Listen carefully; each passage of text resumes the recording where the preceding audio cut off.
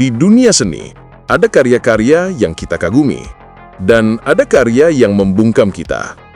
Lukisan-lukisan yang tidak hanya menatap balik, tetapi juga menyimpan sejarah yang sengaja menahan napas. Hari ini, kita akan memasuki salah satu misteri terbesar dalam sejarah seni modern.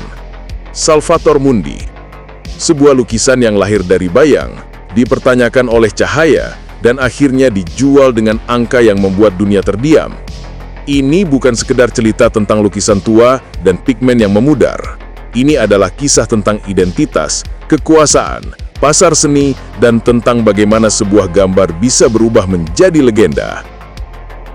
Bersama Bom Seni, mari kita telusuri perjalanan Salvator Mundi yang menembus abad, menyusuri ruang antara kebenaran dan keraguan.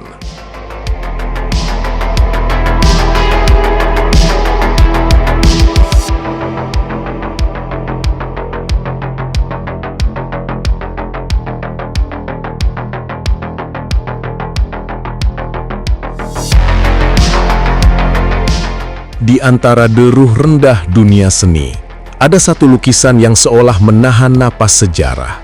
Sebuah wajah yang tenang, sepasang mata yang dalam, dan bola kristal yang memantulkan lebih banyak tanya daripada jawab.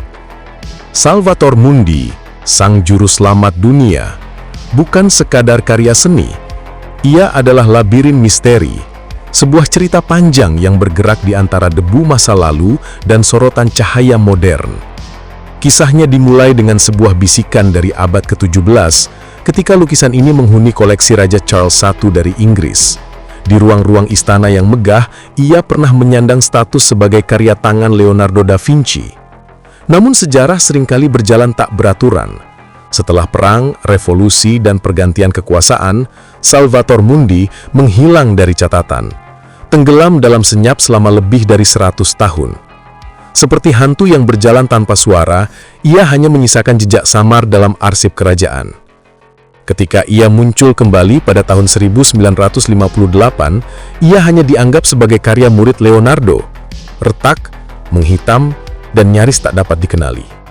Harganya tidak lebih dari $100. Dunia tidak tahu bahwa potongan kayu yang polos dan pudar itu menyimpan saga terbesar dalam sejarah seni modern. Awal abad ke-21 menjadi titik balik.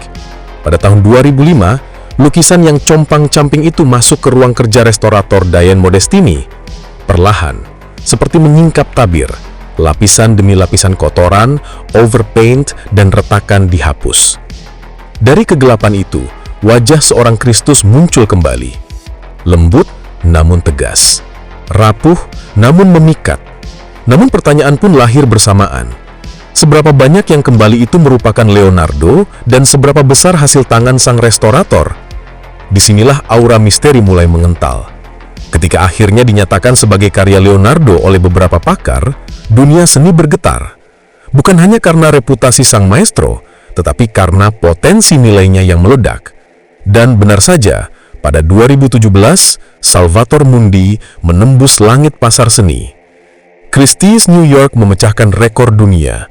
Palu diketuk, harga akhirnya $450,3 juta. Teriakan, tepuk tangan, dan ketidakpercayaan memenuhi ruangan. Namun di balik angka menggiurkan itu, ada kegelisahan yang tidak bisa dibungkam. Banyak ahli memandangnya dengan skeptis. Mereka melihat ketidakkonsistenan, bola kristal yang seharusnya membiaskan cahaya namun tidak, kualitas sapuan yang naik turun, dan unsur-unsur yang tampak lebih mirip karya studio Leonardo ketimbang sang maestro sendiri. Bola kristal itulah yang menjadi pusat kontroversi. Jika Leonardo begitu obsesif pada optik, mengapa tidak ada distorsi? Apakah ia sengaja menggambarkannya sebagai simbol spiritual, bukan objek ilmiah? Atau justru ini bukti bahwa tangan Leonardo tidak pernah menyentuhnya? Intrik tak berhenti di sana. Setelah pembeli anonim terungkap sebagai pewakil putra mahkota Arab Saudi, keberadaan lukisan itu berubah menjadi teka-teki baru. Louvre Abu Dhabi sempat mengumumkan akan memamerkannya, namun pengumuman itu ditarik tanpa alasan. Rumor berkembang, ia disimpan di yacht mewah bernama Serene atau di gudang rahasia, jauh dari tatapan publik. Sejak 2017, dunia belum melihatnya lagi. Polemik makin memanas ketika Louvre Paris yang mempersiapkan pameran besar Leonardo diduga menolak untuk menyatakannya sebagai 100% Leonardo, bertentangan dengan keinginan Saudi. Hasilnya, Salvator Mundi tidak pernah dipamerkan. Sebuah absensi yang justru mempertebal auranya sebagai harta karun yang tak tersentuh. Kini Salvator Mundi hidup di persimpangan antara cahaya yang ingin memperlihatkannya dan bayang-bayang yang ingin menyembunyikannya. Antara sains dan simbolisme, antara sejarah dan pasar, antara kebenaran dan legenda. Dan mungkin itulah daya tarik terbesarnya. Lukisan ini tidak menawarkan jawaban, ia menawarkan ruang untuk bertanya. Ia memaksa kita menghadapi fakta bahwa nilai seni tidak hanya ditentukan oleh pigmen dan kanvas, tetapi oleh narasi, konflik, dan misteri yang membungkusnya.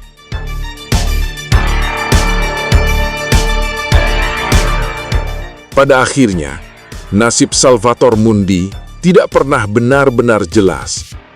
Ia hidup di antara rumor, disembunyikan dari publik, dikelilingi pertanyaan yang tak kunjung mendapat jawaban.